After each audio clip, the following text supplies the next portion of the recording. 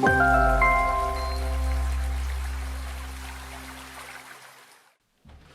again, welcome everyone. I was thinking the other day about phrases or sayings in common use today. Now, these are called idioms, many of which most of us have no idea about their actual origin or what they really mean. There are literally hundreds of idioms in common use in the English language today. For example, idioms like henpecked, or madder than a wet hen, or cooped up. I know Jackie's familiar with those. Now, the meanings conveyed by these sayings are understood today, even if a person is completely unfamiliar with chickens. They just become part of our vocabulary, you might say. And these three particular idioms are based on truth. Chickens do use pecking to establish their order of dominance. And a wet hen is not happy, and if we're cooped up, then that means we're constrained in a small space, just as a chicken might be in a chicken coop. These might be colorful ways to describe a situation, but they are based on something factual. However, there are many other idioms that are not based on fact, but rather on superstition. Things like knock on wood, or cross your fingers, or it's in the cards. Now, often superstitions cause people to believe that certain things they might do, they might cause them to have bad or even good luck in their future, although there is no logical reason why this might be. Well, according to the Merriam-Webster Dictionary, superstition is, quote, a belief or practice resulting from ignorance, fear of the unknown, trust in magic or chance, or a false conception of causation, end quote. From vocabulary.com, here's what they say, quote, a superstition is a belief or a practice that isn't entirely based on facts or reality, like carrying a rabbit's foot because you think it brings you good fortune, or believing that Friday the 13th is a day of bad luck, end quote. The superstitions aren't based on fact. They're not based on what we read in our Bibles. They result from, as we saw, ignorance, fear of the unknown, or trusting in magic, or trusting in the occult. So do we as Christians trust in magic or the occult, or do we place our trust in God? Well, I don't believe any of us intentionally trust or even believe in these false gods, but we have been brought up in a world that does. Our language has been affected by these false beliefs and superstitions. Sometimes we might say things that we don't actually believe due to idioms from past pagan traditions. These traditions have been passed down to us in the form of superstitions. Today, let's examine some of the more common superstitions. After all, where did they originate? And what was their original intent and meaning? Do they express truth? Or again, perhaps are some based on pagan practices and beliefs? Before we begin, I'd like to mention that the origin of some superstitions remains somewhat unclear today. They've changed over time or been modified. I'll try to stick with the ones that are more common, the ones with relatively reliable origins, if you will. So let's jump right in. So my first superstition today is, it's bad luck to walk under a ladder. Have you heard that? Well, I suppose that walking under a ladder might expose us to things that might fall off the ladder and hurt us, but that's not what we're talking about here. We're talking about future bad luck after we walk under that ladder. Now, this superstition originated with a tall ladder leaning against a wall, not a step ladder, but if you would, just imagine a tall, say, an extension ladder, maybe leaning up against a tall wall. And hold on to that image for a minute. And let's go back a few thousand years to the ancient Egyptians. Now, according to the website, livescience.com, in an article written by Natalie Wolchover, published September 19, 2011, quote, this superstition really does originate 5,000 years ago in ancient Egypt. A ladder leaning against a wall formed a triangle, and the Egyptians regarded this shape as sacred, as exhibited, for example, by their pyramids. To them, triangles represented the Trinity of the gods, and to pass through a triangle was to desecrate them. Close quote. This superstition is also discussed on the website mysticurious.com. From that website, quote, a ladder standing against a wall makes a triangle with a wall in the ground, a depiction of the Holy Trinity. So walking through this triangle would mean violating the Holy Trinity, which was believed to invite God's anger. Well, the Egyptians' concept of the triangle representing a Holy Trinity appears to be the origin of this superstition. But it doesn't exactly end there. Again, quoting from my first source, livescience.com, quote, this belief wended its way up through the ages. Centuries later, followers of Jesus Christ usurped this superstition, interpreting it in the light of Christ's death. Panatti explained, because a ladder had rested against the crucifix, it became a symbol of wickedness, betrayal, and death. Walking under a ladder courted misfortune.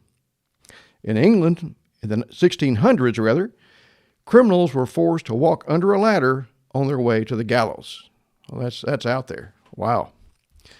Well, here it appears that Christians took an existing superstition originating with the Egyptians and modified it, you might say, for Christian use. As we examine our superstitions today, we might note that many ancient pagan superstitions have been adopted or modified by Christians over the years, even when they were contrary to what our Bibles tell us. They were still adopted. So you might notice that as we go through today.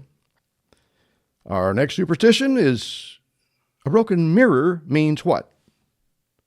Everybody knows these, I'm sure. A broken mirror means 7 years of bad luck. Okay. Well, again from the article on livescience.com, quote, in ancient Greece, it was common for people to consult mirror seers who told their fortunes by analyzing the reflections. As a historian Milton Goldsmith explained in his book, Signs, Omens, and Superstitions, 1918, divination was performed by means of water and a looking glass. This was called catoptromancy. The mirror was dipped into the water, and a sick person was asked to look into the glass. If his image appeared distorted, he was likely to die. If clear, he would live. Okay? In the 1st century A.D., the Romans added a caveat to the superstition. At that time, it was believed that people's health changed in 7-year cycles. A distorted image resulting from a broken mirror therefore meant 7 years of ill health and misfortune rather than outright death. And that's what we have today. Close quote, by the way. So we see that some superstitions have been modified to better fit the culture as time passed, but they still remain just that, superstitions. Continuing in the same article, by the way, for our next superstition, again I quote, when you spill salt, toss some over your left shoulder to avoid bad luck. Have you heard that? That's a strange one. Back to the quote here.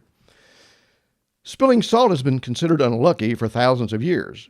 Around 3500 BC, the ancient Sumerians first took to nullifying the bad luck of spilled salt by throwing a pinch of it over their left shoulders. This ritual spread to the Egyptians, the Assyrians, and later the Greeks.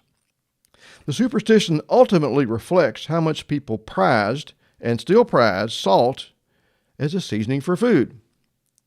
The etymology of the word salary shows how highly we value it. According to Panatti, the Roman writer Petronius in the Satyricon originated not worth his salt, an opprobrium for Roman soldiers who were given special allowances for salt rations called salarium, meaning salt money. The origin of our word salary, close quote. I didn't know that. I had no idea that's where it came from, but I guess we can ultimately credit the Sumerians for that and for the superstition of throwing a pinch of salt over our left shoulder if we happen to spill some. But I always wondered, wouldn't that just result in the loss of even more salt? It never made any sense to me, but, what can I say? Let's try our next superstition. Have we ever heard anyone say that we should hang a horseshoe on our door for good luck? That's an old one. I don't hear that much anymore. Hang a horseshoe over our door for good luck. Well, the ancient Greeks believed that iron, which the horseshoes were made of, would repel evil. And maybe more importantly, the horseshoes also resembled the crescent moon by their shape. We might recall that the Greeks worshipped the goddess Artemis, and Artemis was a moon goddess. She was also a goddess of fertility, of course, and good fortune. Not only was this moon goddess said to bring good luck, but people back then believed that witches were afraid of horses, and the horseshoe was a reminder and a deterrent to them. But one of the biggest reasons to put a horseshoe over your door was to get protection from the moon goddess Artemis, which the shape, as I said, represented. The horseshoe used in this manner would be, of course, considered an idol, right? Because here we're relying on an inanimate object for our protection instead of the one true God. So that's an old one. Haven't heard that much lately. This one you'll probably be familiar with. A black cat crossing our path is considered unlucky. Or then again, it might just bring good luck. Now, during the Middle Ages, people believed that black cats were the companions of witches, or possibly the black cats were even witches themselves. And a black cat that crossed your path, well, that meant that Satan was watching you. And that was probably a sign of some future bad luck. You didn't want Satan eyeing you all the time. Now, on the other hand, the ancient Egyptians appear to have worshipped cats. And they believed a black cat crossing your path was a sign of good luck. According to an article on History.com titled, How Cats Became Divine Symbols in Ancient Egypt, quote, along with hieroglyphics, obelisks, and geometric patterns, cats feature prominently in ancient Egyptian art, reflecting the animal's unique status among the people who dwelled along the Nile River.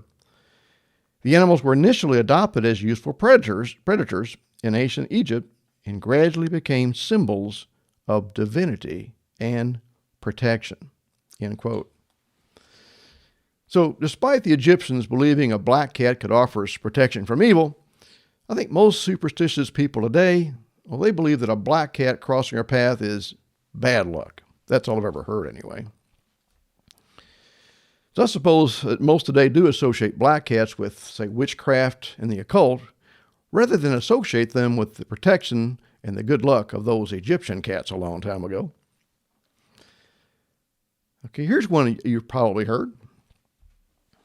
What about knocking on wood? Have we heard the expression, knock on wood? Well, the ancient Romans believed that good spirits lived in trees. They believed that knocking on a tree, or any piece of wood for that matter, would get the good spirits' attention and grant them protection and grant them good luck. But then, some Christians began to associate this phrase with the crucifixion of Jesus Christ on a wooden cross. So I find it amazing that so many pagan beliefs get absorbed into Christianity. That's just incredible to me. And we'll see even more of this as we continue today. Next, we've all heard about this. What about the rabbit's foot that's said to bring us good luck? So I always wondered, why would a rabbit's foot bring us good luck? I mean, why would that be? Well, look at the website. This is a funny one. It's scarymama.com/common superstitions. Now, concerning that lucky rabbit's foot, quote, ever have one of those dyed lucky rabbit's foot keychains when you were a kid? Us too. But why, they say.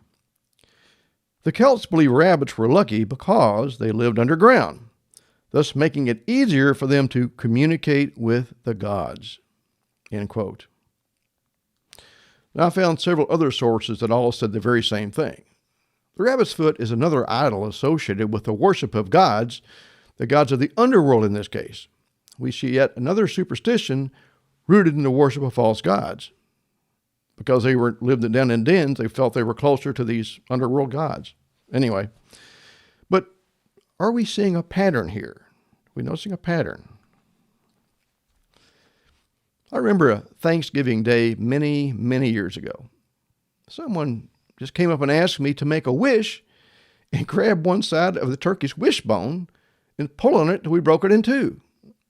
They held the other side of the wishbone till it broke, so we're sitting there tugging on this wishbone till it broke. Now, at the time, this was new to me. I had no idea why I was doing this. Why were we doing this? I didn't know. Why did the person ask me to hold on to the turkey's wishbone and pull it until it broke into two pieces? Does anybody know? No, I didn't. Well, the person told me that whoever ended up with the larger piece of the wishbone would have their wish granted. We were supposed to make a wish first.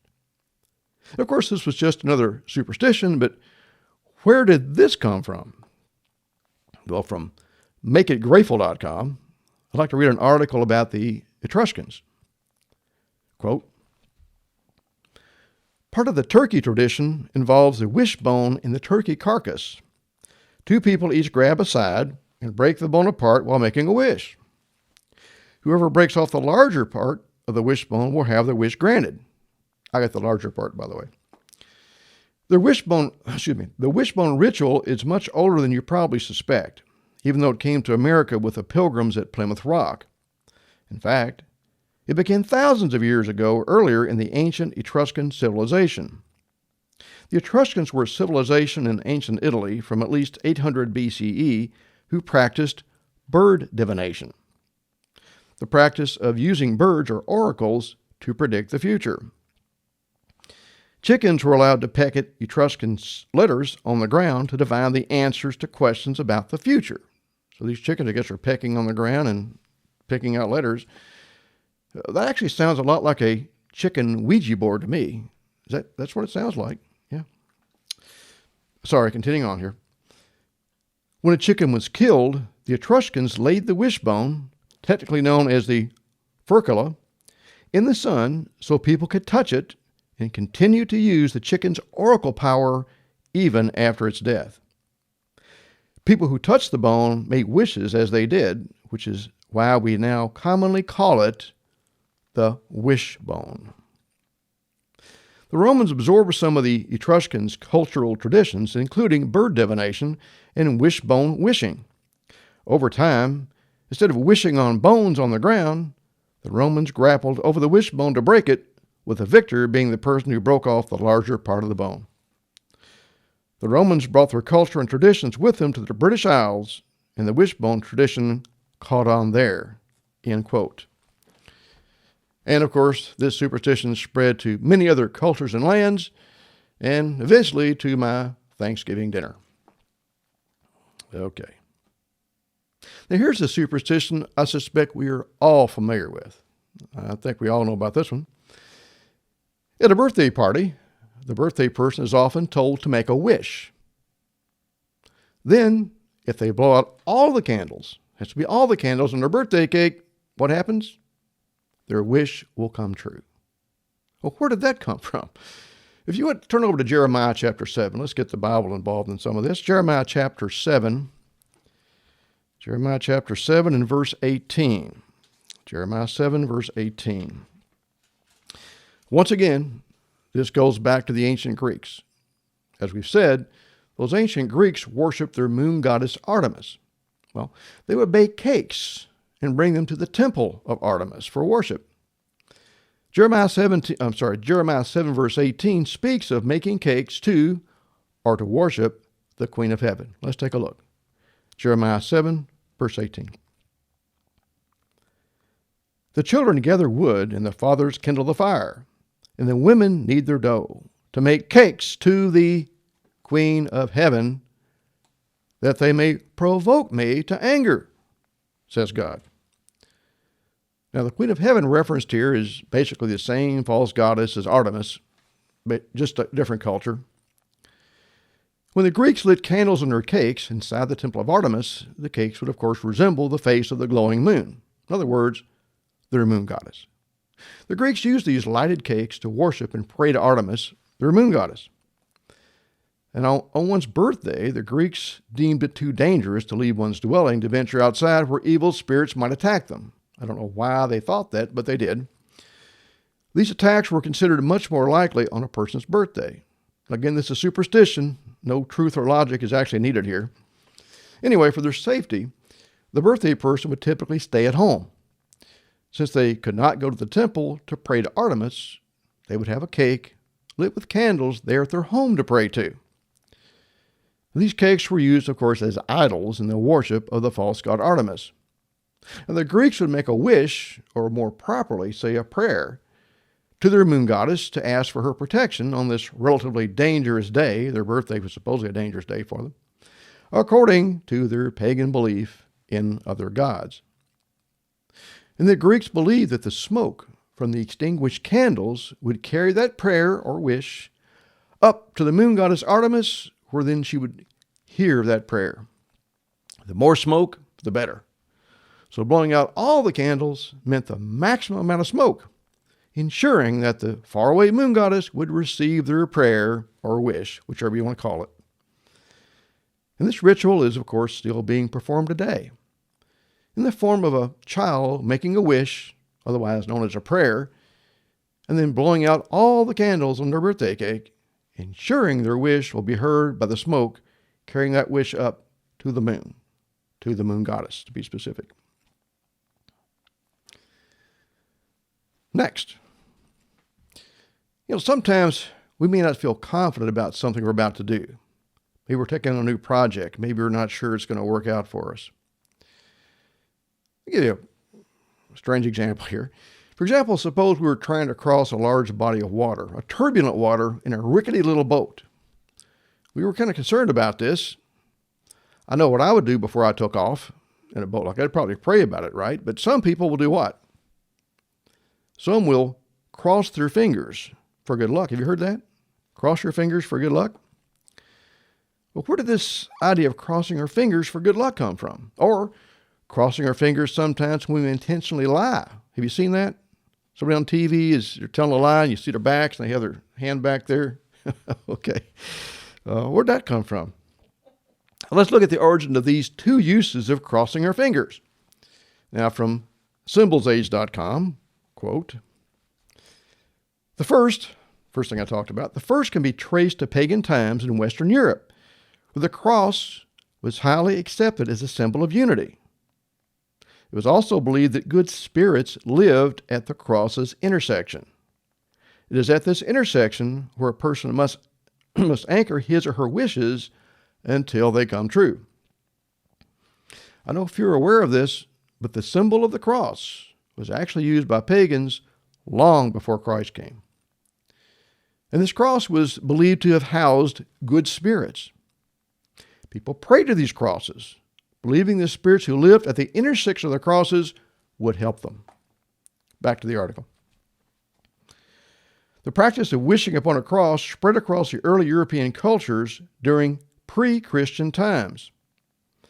This is also similar to the practice of saying touch wood or knocking on wood to negate bad luck, which is also associated with the cross.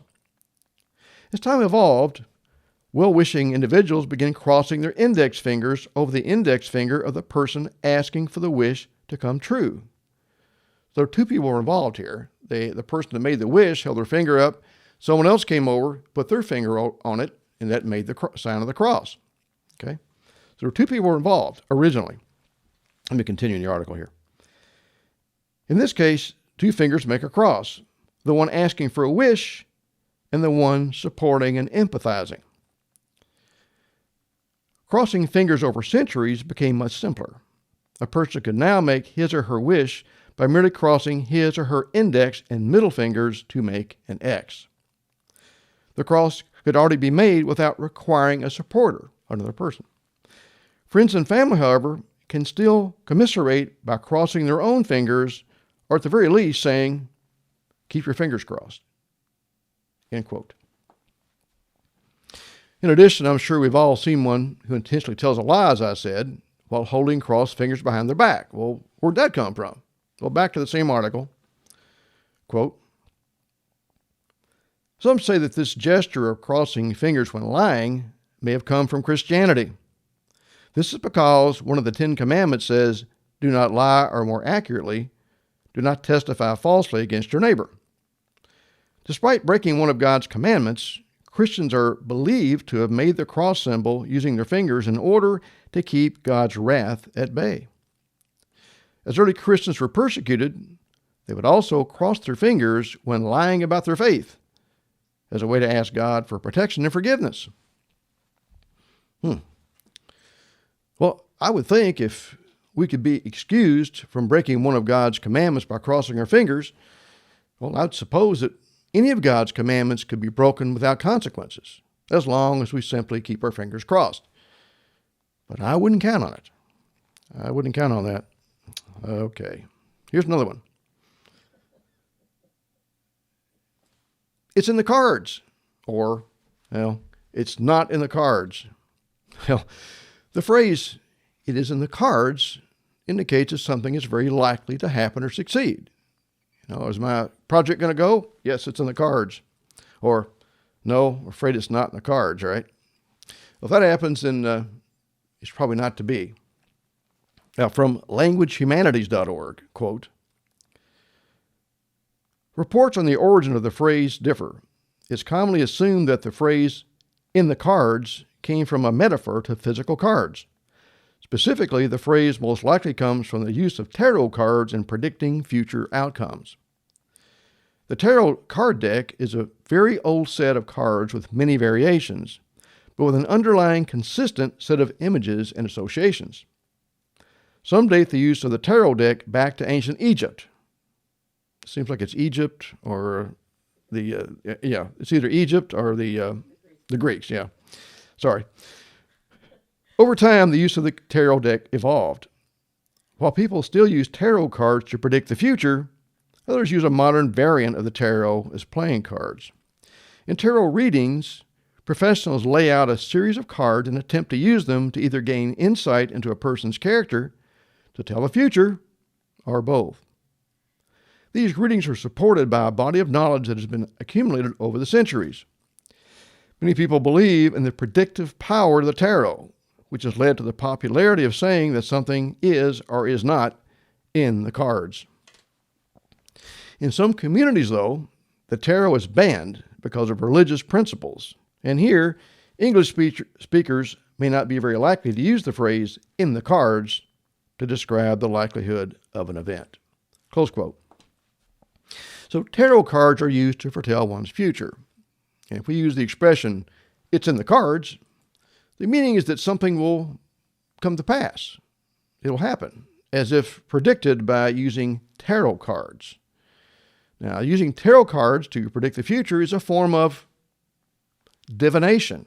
So turn with me, if you would, to Deuteronomy chapter 18. That's Deuteronomy chapter 18, verse 9. Deuteronomy chapter 18, verse 9. So we're looking at divination here. And while you're turning, I looked at dictionary.com for the definition of the word divination. It says,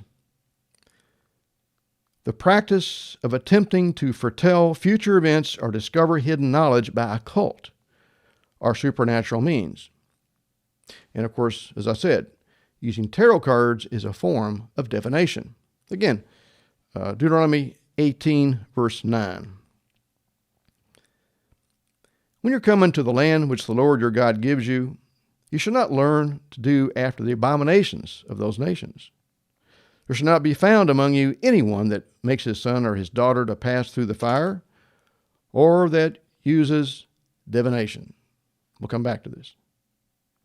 Or an enchanter of times, or an observer of times, or an enchanter or a witch, or a charmer, or a consulter with familiar spirits, or a wizard, or a necromancer. For all that do these things are an abomination unto the Lord. And because of these abominations, the Lord your God did drive them out from before you. You shall be perfect with the Lord your God. As we saw, verse 10 specifically tells us not to use divination. And that would, of course, include tarot cards that pretend to tell the future. Remember, Deuteronomy 18, verse 12 tells us, for all those that do these things are an abomination unto the Lord. So that's not something we want to be involved in. Let's go to our last example today, I think the last one we're going to have today, we'll stop after this, is Friday the 13th. That should have been an unlucky day. I know this sounds crazy. When I was young, people told me about this. I was kind of afraid of it, but I seem to have better luck than average on Friday the 13th. So, yeah, who knows? It's a superstition. But it's said to be an unlucky day. And actually, the very number, 13, is considered unlucky. Get me a quote from the article on livescience.com. Quote, fear of the number 13, known as triskaidekaphobia, has its origins in Norse mythology. In a well-known tale, 12 gods were invited to dine at Valhalla, a magnificent banquet hall in Asgard, the city of the gods. Loki, the god of strife and evil, crashed the party, raising the number of attendees to 13. The other gods tried to kick Loki out. In the struggle that ensued, Balder, the favorite among them, was killed. Scandinavian avoidance of 13-member dinner parties and the dislike of the number 13 itself spread south to the rest of Europe. It was reinforced in the Christian era by the story of the Last Supper, in which Judas, the disciple who betrayed Jesus, was the 13th guest at the table. Many people still shy away from the number, but there is no statistical evidence that 13 is unlucky, close quote. There really is nothing unlucky about the number 13. But have you ever noticed a missing floor number 13 in some hotels? I've seen that before. Where'd it go? They go from 12 to 14. There is no 13. Now, I'll read this to you. According to the website uponarriving.com, in an article titled, "Why Do Hotels Not Have a 13th Floor?" You got to hear this. Quote, many hotels do not have a 13th floor because a sizable segment of the United States population does not want to stay in a room on the 13th floor due to phobias or superstitious beliefs.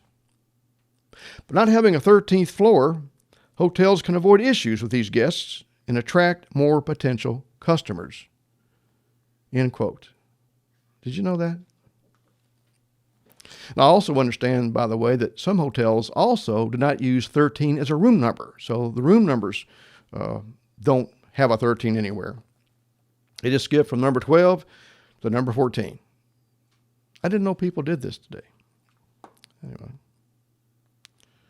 But back to Friday the 13th, not just the number 13.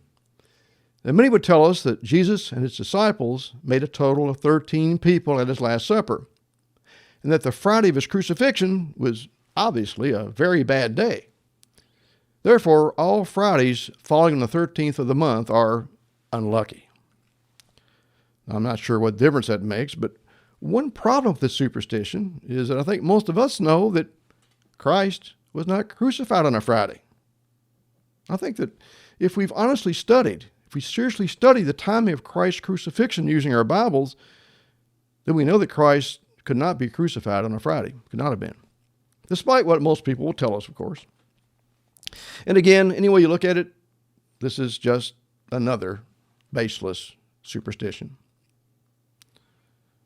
But to be honest, I had believed that superstitions were a thing of the past. However, when doing research on this subject, I found multiple polls and articles that consistently tell us that over half the people believe in at least some of these superstitions. I mentioned that earlier. I'd like to read a quote, though, from an article from Reader's Digest. This article can be found at rd.com/article/superstitious beliefs. Quote, most Americans know superstitions are nonsense. But why do more than 50% of people still believe in them? By their very definition,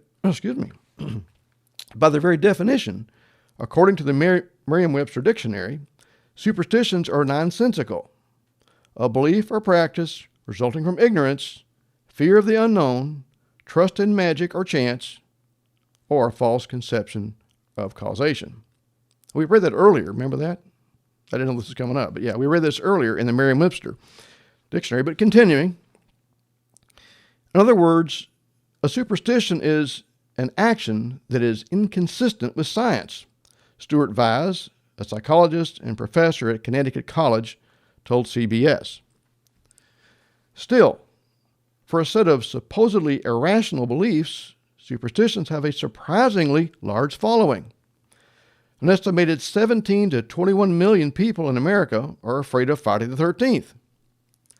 74% of those in the UK say they knock on wood to avoid bad luck.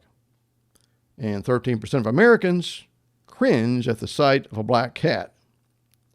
So why does more than 50% of the country, as per a recent Gallup poll, consider themselves superstitious? And why, even when people don't truly believe superstitions can impact our fate, do they continue to participate in them? Good question.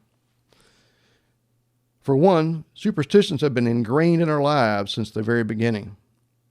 People teach them to us when we're young. Vise, the author of Believing in Magic, The Psychology of Superstition, told Lifehacker. They're part of the lore of any culture. The basic process of socialization is a major part of it. Secondly, they can be a soothing control mechanism. We live in a world where you can't always control the outcome, says Vise. Superstitions tend to emerge in those contexts. You do everything you possibly can to ensure that things will work out. Together, those two factors have made a very real impact. One of the interesting things about superstitions is their seemingly arbitrary nature, Tom Gilovich, a psychology professor at Cornell University, told CBS. Like, why 13? Why black cats? Why can't you walk under that ladder? It has no rational bearing. But of course, I think today we see why. Continuing. Yet somehow you feel like you're tempting fate, and the outcome, a bad outcome that could befall you, is going to be worse because you deliberately did something that people say you shouldn't do. End quote.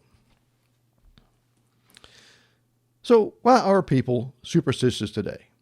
After all, science has put to rest most of our old superstitions. But more importantly, what does God have to say about us following things like these superstitions? Most of which, of course, as we saw today, represent the ways of those who worship other gods, false gods. Let's turn over to Deuteronomy chapter 12, if you would, as we get toward the end here. That's Deuteronomy chapter 12 and verse 29. Deuteronomy chapter 12, verse 29. We know the first two of the Ten Commandments tell us to stay away from any relationship with other gods. I think that's also clear here in Deuteronomy 12, verse 29. When the Lord your God shall cut off the nations from before you, when you go to possess them, and you succeed them and dwell in their land, take heed to yourself, that you not be snared by following them, after that they be destroyed from before you, and that you inquire not after their gods, saying, how did these nations serve their gods? Even so will I do likewise. You shall not do so unto the Lord your God, for every abomination to the Lord which he hates have they done unto their gods, for even their sons and their daughters they have burnt in the fire to their gods. What things soever I command you, observe to do it. You shall not add to, nor diminish from it. I'd like to read this again in the contemporary English version for a little more clarity for some of you. Again, Deuteronomy 12, verse 29, contemporary English version says, Israel, as you go into the land and attack the nations that are there, the Lord will get rid of them, and you can have their land. But that's when you must be especially careful not to ask, how did those nations worship their gods? Shouldn't we worship the Lord in the same way? No, you should not. The Lord hates the disgusting way those nations worship their gods, because they even burn their sons and daughters as sacrifices. Obey all the laws and teachings I am giving you. Don't add any, and don't take any away. You know, it seems that man is just always wanting to add to or take away from the truth God's given us in his Holy Bible. Don't you notice that? Many today, as throughout history, have chosen to take away from the words in our Bibles and replace them with fables. Fables such as the superstitions we're talking about today. We never want to participate in really anything of pagan origin. Now, often, we may not actually intend to worship other gods, of course, but we might be inadvertently giving credit to false gods if we blindly follow some of these superstitions. In fact, Exodus 23 verse 13 tells us, "In all things that I've said to you, be circumspect, and make no mention of the name of other gods, neither let it be heard out of your mouth." So God doesn't want us to have anything to do with any false gods. I believe most of us today don't believe that knocking on wood will summon good spirits to protect us. Yet the phrase and the idea of good luck, knock on wood, is often heard. We hear it a lot. And most people have no idea why we're told to blow out all the candles on the birthday cake to make the wish come true. But today we know why. But is God pleased when we mimic the ways the pagans worship their gods? Well, no. In fact, we've seen over and over again, and again today, that it provokes him to anger. Let's just review a few more of the superstitions we looked at today. A ladder against a wall forms a triangle. This triangle originally represented the three main gods, or the pagan trinity of the ancient Egyptians.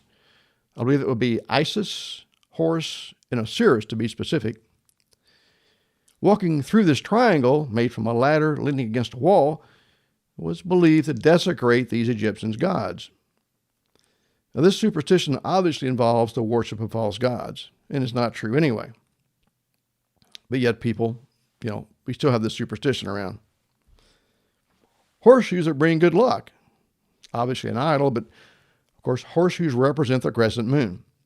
And the ancient Greeks worshiped the moon goddess Artemis, the goddess of fertility and good fortune. So therefore, horseshoes over our doors act as an idol for the false goddess Artemis. And again, we see a superstition with a connection to pagan worship. Knocking on wood. The ancient Romans knocked on trees or pieces of wood to summon the good spirits inside them. These good spirits, though, were certainly not the one true God they were looking to. And again, this time it was the ancient Greeks that worshipped their moon goddess Artemis by bringing cakes to the temple and lighting candles on them, particularly on one's birthday, and then blowing out all the candles, as we said. It would generate enough smoke so the smoke would raise that just said prayer up and up until the moon goddess would hear them. Still another superstition originating in the worship of a false god, or actually in this case, a false goddess. The number 13 is said to be an unlucky number. It was said to be that long before Jesus Christ came. As for Friday the 13th, being associated with Jesus and his Last Supper, again, we know Jesus' supper wasn't, his Last Supper wasn't even observed on a Friday. Turn to 2 Timothy, if you would. 2 Timothy chapter 4, right there in verse 1. That's 2 Timothy chapter 4, verse 1. Now, we need to always worship and speak in spirit and in truth. Let's see what our Bibles have to say about this. Again, that's 2 Timothy chapter 4 and beginning in verse 1.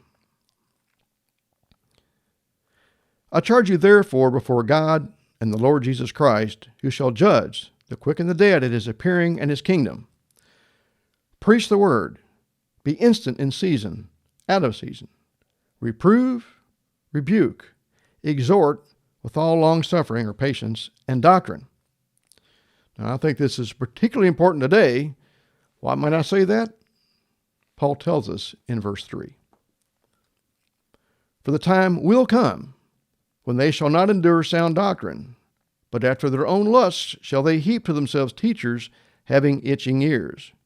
They shall turn away they shall turn away their ears from the truth, and shall be turned unto fables, or to fiction, as Strong's translates the words fables here. Turn next, if you would, to Jeremiah chapter 16. Let's turn to Jeremiah chapter 16 and verse 19. Jeremiah chapter 16 and verse 19. It turns out that Christians today seem to have a lot of baggage from our ancestors. They've handed us a lot of superstitions that we still have today. Things that we do or might say that they're empty. They're not true. They have no value. But even worse, some are very offensive to the God that we love. Again, Jeremiah 16, verse 19. O Lord, my strength and my fortress, and my refuge in the day of affliction. The Gentiles shall come unto you from the ends of the earth, and shall say, Surely our fathers have inherited lies, vanity, and things wherein there is no profit. And indeed, we have inherited lies, vanity, and things wherein there is no profit or value. Turn next, if you would, to 1 Timothy. 1 Timothy chapter 4, verse 7, almost where we were before. 1 Timothy chapter 4, verse 7. 1 Timothy 4, verse 7. Perhaps if more people examine the passages we're about to read, things might be different. So again, 1 Timothy 4, verse 7, now I believe we should be talking and teaching about God's kingdom and things like keeping His commandments, but refuse profane and old wives' fables, and exercise yourself rather unto godliness. For bodily exercise profits little, but godliness is profitable unto all things, having promise of the life that now is, and of that which is to come. This is a faithful saying, and worthy of all acceptation. For therefore we both labor and suffer reproach, because we trust in the living God, who is the Savior of all men, specifically or especially of those that believe. These things command and teach. So we're to teach and speak of the things of God and not repeat fables originating with the belief and worship of false gods. I know that many of us were taught superstitions when we were very young. We've heard them all our lives. And many of these superstitious idioms they just become a manner of speech to us. We don't think about it. We just say it knowing what it's supposed to mean. It's easy to say, knock on wood, or perhaps it seems good to tell children to blow out all the candles on their birthday cake. But we don't often stop to think where these sayings or practices came from, or what they originally meant. I think we know, though, in 1 Corinthians 13:11, it tells us, When I was a child, I spake as a child. I understood as a child. I thought as a child. But when I became a man, I put away childish things. Let's turn to Joshua chapter 24, if you would, to end today. Joshua chapter 24 and verse 14. That's Joshua 24, verse 14. So we need to put away the things we know are not true. We need to worship in spirit and truth. I'd like to kind of conclude today by reminding us that we really can't continue to learn and grow to be more like Jesus Christ if we keep one foot in paganism and superstition. We need to come out of all of that.